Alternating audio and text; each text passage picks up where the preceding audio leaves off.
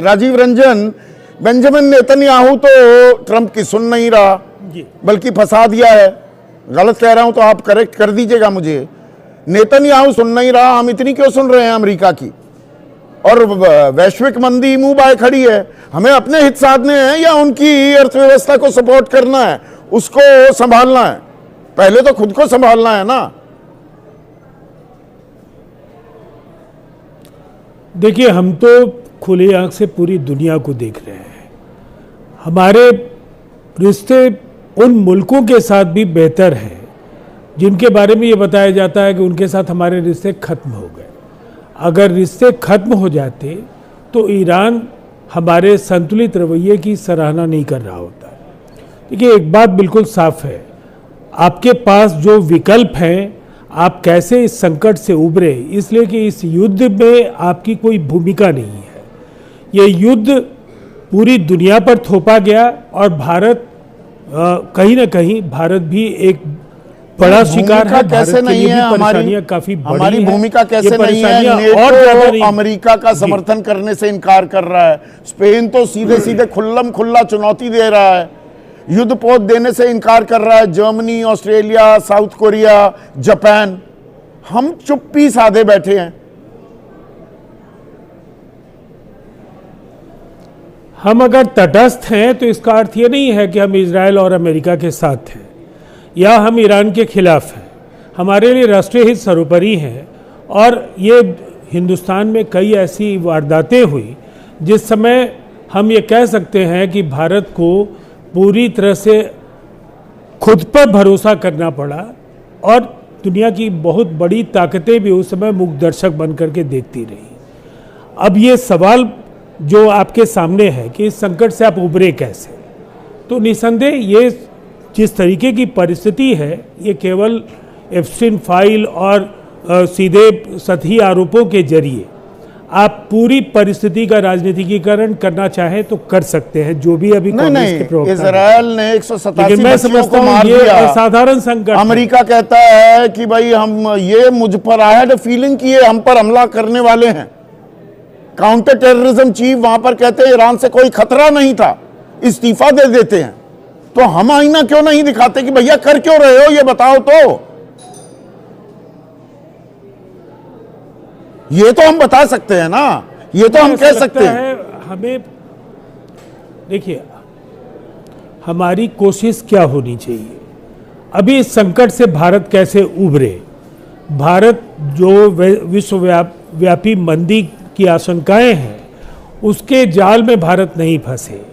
भारत के लिए जो ये ऊर्जा का असाधारण संकट है, हम ये कह सकते हैं कि जो आधुनिक ऊर्जा संसाधनों का इतिहास है, इससे ज़्यादा बुरी स्थिति कभी भी दुनिया ने नहीं देखी होगी। हम तबाही के कगार पर पूरी दुनिया को देख रहे हैं। ये तो इंटरनेशनल एनर्जी एजेंसी भी कह रही है। अगर तो ऐसे में ये अमेरिका के साथ समझौता, अंतरिम समझौते का खाका ही सही जो तैयार हुआ घूम रहा है, और जिसमें $500 बिलियन यानी कि 45 लाख करोड़ का माल हम आयात करेंगे 5 सालों में अमेरिका से, जैसे मलेशिया ने खारिज कर दिया अपना समझौता।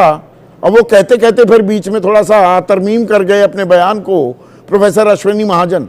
हम वो समझौते को ऑनर क्यों करें, उस समझौते को आगे क्यों बढ़ाएं? अमेरिका खुद 700 लाख करोड़ के उसका कर्ज बढ़ गया उसकी जीडीपी से। हम उसके सहायक होंगे या हमें अपना पहले मामला संभालना है?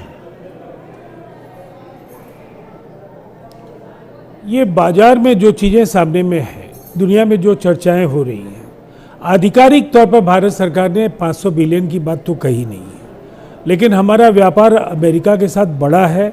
ये भी सच है कि चीन के साथ हमारे व्यापार का लाभ भारत के, और हम कहने को आत्मनिर्भर भारत भी बना रहे हैं, लेकिन निर्भर है चीन पर, अमेरिका पर, कह रहे हैं हम आत्मनिर्भर भारत बना रहे हैं।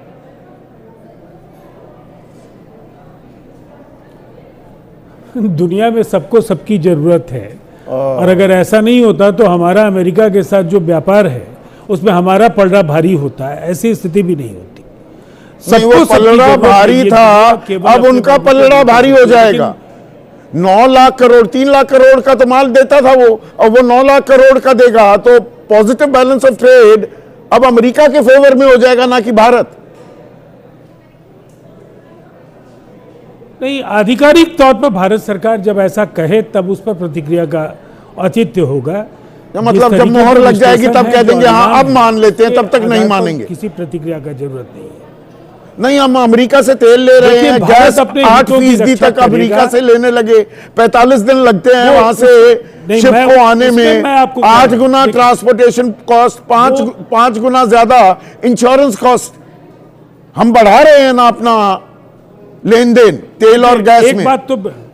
आप एक बात तो समझ लीजिए जी, स्ट्रेट ऑफ हॉर्मुज जो पूरी दुनिया को 20% जहां से कच्चा तेल, एलपीजी सब कुछ मिल रहा था, भारत को अकेले 45% स्ट्रेट ऑफ हॉर्मुज से आ रहा था। और अब आपको वैकल्पिक जो रास्ते हैं वहां से 70% तक आपने मंगवाने का काम किया। आपके पास स्ट्रैटेजिक जो ऑयल रिजर्व को लेकर के आपकी कोशिशें हैं, जिसमें आपको अमेरिका, कनाडा और नॉर्वे जैसे देशों की मदद की जरूरत है, चीन की मदद की भी जरूरत है। अब हमारे एक दर्शक हैं, मोहम्मद हमीद हैं, ऑयल रिजर्व बागपत वासी हैं। एक सेकंड राजीव जी, जो आप बात कह रहे थे उसी के संदर्भ में ये पूछ रहे हैं कि जब अमेरिका जंग से पीछे हटने की कोशिश कर रहा था, इजराइल ने गैस फील्ड पर हमला कर जंग को और भड़का दिया।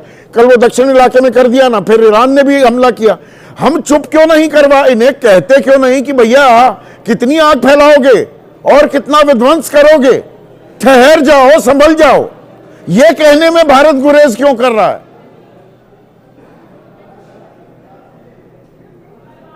देखिए, ये निसंदेह युद्ध से किसी भी सवाल का समाधान, तार्किक समाधान तो नहीं हो सकता है। संवाद इसके सिवाय कोई रास्ता नहीं है। और मुझे